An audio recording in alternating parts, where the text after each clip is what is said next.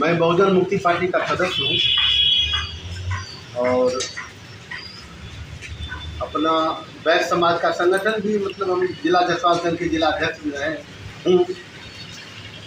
तो ये देश की जो परिस्थितियाँ हैं जो पल पल बदल रही है और राजनीति का लोकतंत्र का चीरहरण हो रहा है, इस बात को हम आला कमान तक सुप्रीम कोर्ट के न्यायाधीश है, मैं आप लोगों से निवेदन करता हूं हमारी बातों को सुप्रीम कोर्ट के न्यायाधीशों तक पहुंचाया जाए। देश के जितने वकील समुदाय से लोग हैं उनके नज़दीक पहुंचाया जाए। ये कब तक चलता रहेगा? अभी हाल फिलहाल चुनाव हुआ है, जो सत्ताधीश पार्टी थी वो जनता ने उसको नकार दिया, तो नापाक गठबंधन बना करके वह फिर राज करना चाहती है, तो यह कतई भी देश हित में नहीं है। तो मेरा मानना है कि गठबंधन का अब दौर चल चुका है, जनता उनके खिलाफ में वोट दिया है, इसलिए इसको घसीटा न जाए और घसीटा जाएगा। जो परिस्थितियां बन रही है वो कब किसको कौन भागेगा क्या होगा, अब डिटेल में क्या बतावे, सब लोग जान रहे हैं लेकिन बोलने के लिए कोई तैयार नहीं है।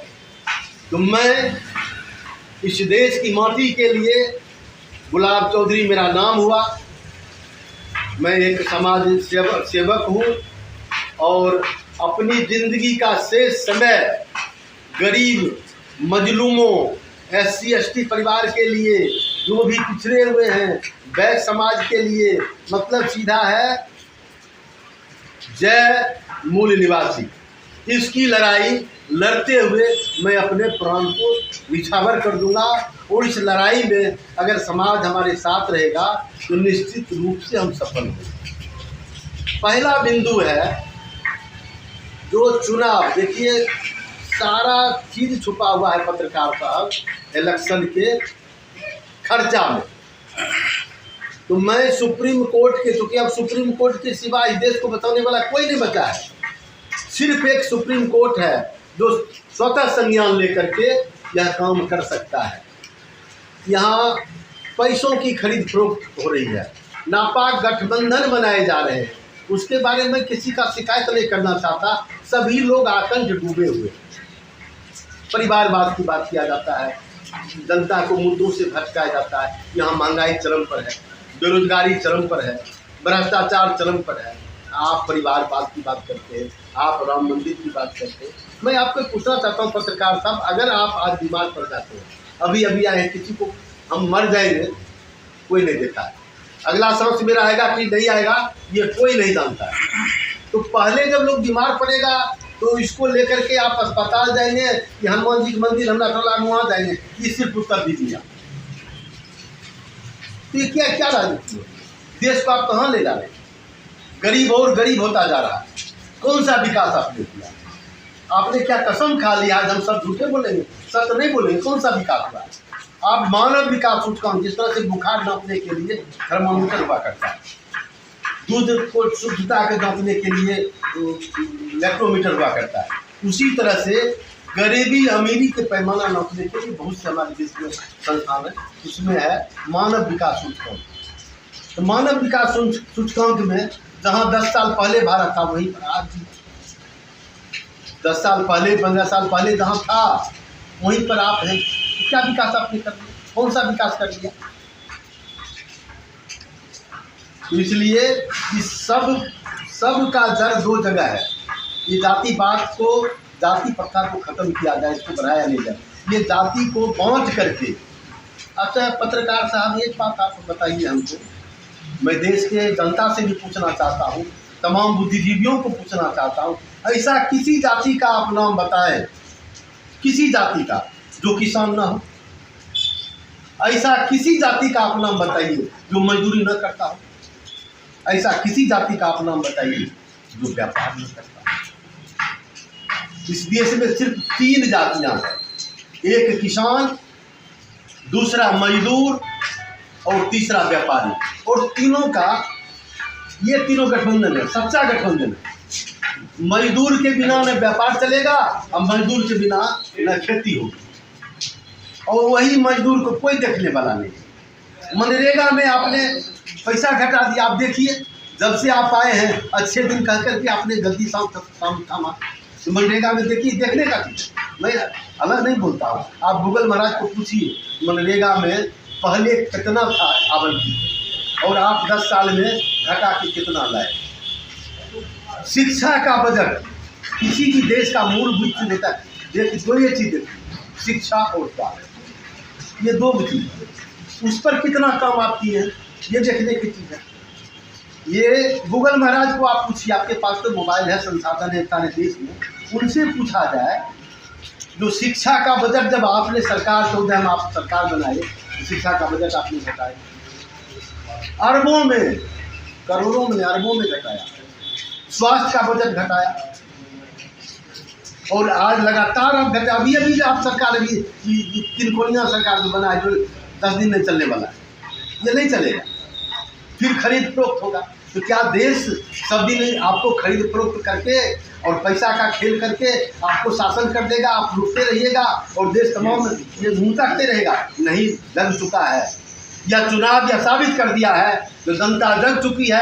SC ST के लोग जो अंबेडकर साहब के विचारों से अनुभूत हैं, सब लोग जग चुके हैं। एक जन आंदोलन खड़ा होगा, बहुत बड़ा जन आंदोलन, और शॉर्ट टाइम में हमारे मोहम्मद मेश्राम साहब इसकी घोषणा करने वाले हैं। आज संवाददाता सम्मेलन जो रखा गया है, एक तरफ आप लोग ये कह रहे हैं कि जो सरकार बनी है उस पर आरोप प्रत्यारोप का दौर चल रहा है, तो लगातार ये देखा जा रहा है कि देश में भी सरकार उसी की बन रही है। आप लोग क्या करना चाहते हैं, क्योंकि आगे विधानसभा का चुनाव भी है? इस देश के अंदर आरोप प्रत्यारोप, जब संवैधानिक व्यवस्था बनी हुई इस देश के अंदर है, सत्ता में बने रहने वाले लोग अच्छे कहते हैं, सत्ता से जो विरोध में रहते हैं उनका विरोध करते हैं। इससे स्पष्ट है कि भारत की जनता को 18 वर्ष के उम्र में ही राजनीतिक ज्ञान की चेतना नहीं रहने की वजह से आज इस देश में जो है ना, सत्ता में बनाए रहने वाले लोग उसको लोभ देकर किसी तरह के बहकावे में आके, चूंकि समझदारी उनकी नहीं बनती है, परिपक्वता नहीं 18 वर्षों में उसकी होती है, जिसके वजह से आज इस देश की सत्ता में धर्म के आड़ में, जात के आड़ में या प्रलोभन के आड़ में जिस तरह से लोग सत्ता बनाते हैं। लेकिन मेरा मानना है कि आज जो संवाददाता सम्मेलन में ये बात रखी गई है, गुलाब चौधरी जी ने बताया है, तो हम एक सामाजिक कार्यकर्ता हैं और सामाजिक कार्यकर्ता होने के नाते हमें लगता है कि इस देश को, इस प्रदेश को, इस जिले को एक बेहतर नागरिक बनने के लिए अम्बेडकरवादी सोच पैदा करना पड़ेगा। और अम्बेडकरवादी सोच का मतलब है मानवतावाद। और जो व्यक्ति अपने आप को मानव नहीं समझ रहे हैं, जिसके वजह से इस देश के अंदर जातियों की हत्या हो रही है, धर्मों की हत्या हो रही है और कई प्रकार की उनके सामने समस्याएं उत्पन्न की जा रही है, ये सत्ता में बने रहने वाले लोग ये कहना चाहते हैं कि मैंने ये किया वो किया। ये आप विकास का मतलब है कि खुद आपको लगे कि रोटी रोजी आपको मिल गई तो आप समझिएगा कि मेरा विकास हो गया, लेकिन ऐसा दिखता नहीं है। अभी गुलाब चौधरी जी बोल रहे थे कि भ्रष्टाचार है, बेरोजगारी है, महंगाई है, तो इसमें इन्होंने एक पॉइंट बहुत ही बेहतर रखा। लेकिन मेरा उसमें मानना है कि भारत की जो संविधान कहती है वो पूर्ण रूप से लागू हो जाए, तो हमें नहीं लगता है कि सत्ता में बने जो लोग हैं, ईमानदारी से जो शपथ लेते हैं, अगर वो शपथ ईमानदारी से लिए हैं और ईमानदारी से काम कर दें, तो रोटी, कपड़ा, मकान, स्वास्थ्य, शिक्षा एक समान भारत की संविधान प्रदान करती है। लेकिन उसी में अन्याय होती है। भारत में एकमात्र काम करने की ज़रूरत है। जो भी लोग हो इस भारत के हर घर, हर व्यक्ति से मेरा निवेदन है कि आप समान शिक्षा नीति लागू करो, नहीं तो भैया दिल्ली की गद्दी और पटना की गद्दी खाली करो। एक सवाल लास्ट करेंगे। आपने लिखा नमस्ते वैश्य समाज बोल 85 जय मूल निवासी, ये क्या है जय मूल निवासी? अब जय मूल निवासी के सारे बात आपको भाई गुलाब चौधरी जी बताएंगे जी। और सर, आपने जो लिखा है कि नमस्ते वैश्य समाज बोल 85 जय मूल निवासी, ये मूल निवासी शब्द क्या है? ये मूल निवासी हमारे राष्ट्रीय अध्यक्ष मोहम्मद मेश्राम साहब इस पर जो है इतना स्पीच दे चुके हैं, जो हम क्या बताएं। हम लोग तो साधारण कार्यकर्ता है सर, हमको जितना पॉइंट बताए हैं ना, जो भारत को सुप्रीम कोर्ट अगर चाहे तो भारत पुनः सोने की चिड़िया बन सकती है।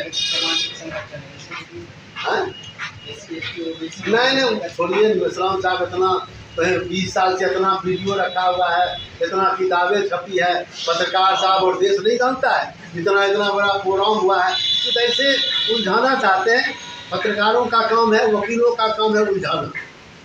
तो आपके उलझन में आने वाले हम लोग नहीं हैं। हमारा उद्देश्य है वही, सबसे पहला देखिए, जाति प्रथा और चुनाव के खर्चा पर प्रतिबंध, पूर्ण प्रतिबंध, 1 रुपया खर्चा दे हो। देखिए देश कहाँ से कहाँ चला जाता है। सिर्फ इतने 2 सुधारिए और इस बार जो प्रधानमंत्री बने, जिसको बनना हो, जिसको ये सुप्रीम कोर्ट का डायरेक्शन से बनेगा, नहीं तो फिर देश लुटता रहेगा, खरीद फरोख्त होता रहेगा और जनता ऐसे मुताक़ी रह जाएगी। इसको ख़त्म करना है। इस बार सुप्रीम कोर्ट को क्या निर्णय लेना पड़ेगा, ऐसे प्रधानमंत्री का चयन हो जिसको 5 साल समर्थन करने वाले दल उसको पुनः पलच्यूत न कर सके या पावर उनको न दिया जाए। और यह प्रधानमंत्री का दायित्व होगा, ये भी लिख कर देगा, जो जितना दल जो समर्थन उनको करेंगे वो सबके संख्या अनुपात में मंत्री पद मिलेगा, संख्या अनुपात में उनको इज्जत मान दिया जाएगा। ये इनको भी लिख के देना होगा।